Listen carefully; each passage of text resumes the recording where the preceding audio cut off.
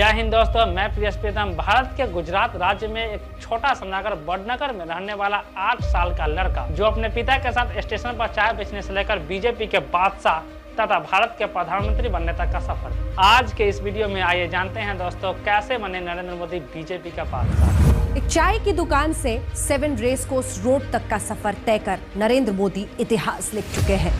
सियासत के शिखर पर प्रधानमंत्री मोदी ने अपना झंडा कैसे बुलंद किया, कैसे एक मामूली चाय वाला देश का प्रधानमंत्री बन गया।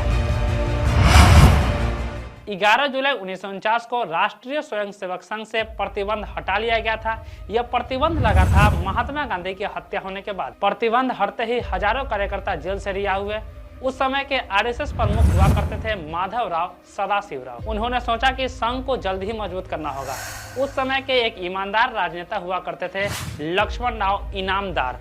उन्होंने संघ को मजबूत करने की जिम्मेदारी अपने ऊपर ले ली। गुजरात में मोहसाना के पास एक छोटा सा नगर है वडनगर। वहाँ पे एक चर्चित अध्यापक हुआ करते थे बाबू भाई नायक। उन्होंने पहली बार 1949 में अपने ही गांव में राष्ट्रीय स्वयंसेवक संघ की शाखा लगाई। वहाँ पे पहले से ही लक्ष्मणराव इनामदार पहुंचे हुए थे और बाल संघ को संघ के प्रति निष्ठा के लिए शपथ दिला रहे थे। वहीं दूसरे लाइन में मौजूद थे महज 8 वर्ष का लड़का नरेंद्र दामोदर दास मोदी। पहली बार 1958 को वे राष्ट्रीय स्वयंसेवक संघ से जुड़े।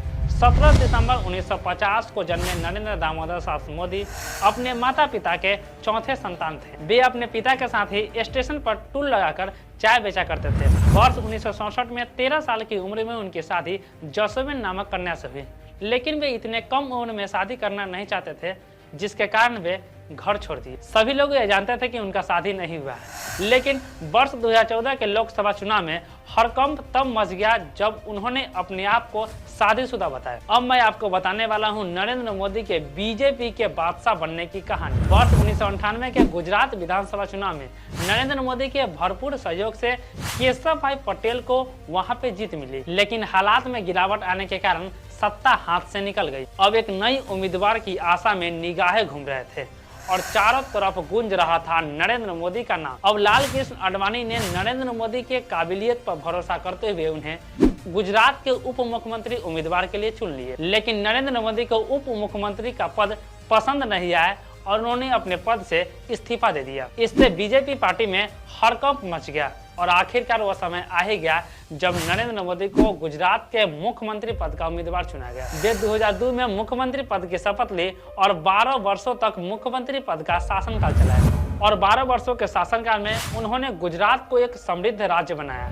लेकिन बात यहाँ पे खत्म नहीं होती है दोस्तों। वर्ष 2014 का लोकसभा चुनाव सामने आ रहा था और चारों तरफ होड़ मची हुई थी कि भारत के नए प्रधानमंत्री कौन बनेंगे। इससे पहले कि लाल कृष्ण आडवाणी खुद को प्रधानमंत्री पद का दावेदारी घोषित करते कि वर्ष 2013 में बीजेपी पार्टी के राष्ट्रीय अध्यक्ष राजनाथ सिंह ने बीजेपी के तरफ से भारत के नए प्रधानमंत्री उम्मीदवार नरेंद्र मोदी का नाम घोषित किया। नरेंद्र मोदी का चेहरा सामने आते ही उन्होंने अपने पीएम पद की दावेदारी को मजबूत करने के लिए जनता के बीच लहर पैदा की। और यह लहर थी अच्छे दिन आने वाले हैं, बुरे दिन गए, अब की बार मोदी सरकार। इन वादों को सुनकर लोगों ने अपना कीमती वोट नरेंद्र मोदी को देने का फैसला लिया। 16 मई 2014 की सुबह वोटों की गिनती होने के बाद एनडीए के खाते में 336 सीटें आई, जिसमें बीजेपी अकेले दम पर 282 सीट पर जीत हासिल की। और 26 मई 2014 को नरेंद्र मोदी प्रधानमंत्री पद की शपथ ली। बात क्या है दोस्तों, नरेंद्र मोदी ने कहा था कि अच्छे दिन आने वाले हैं।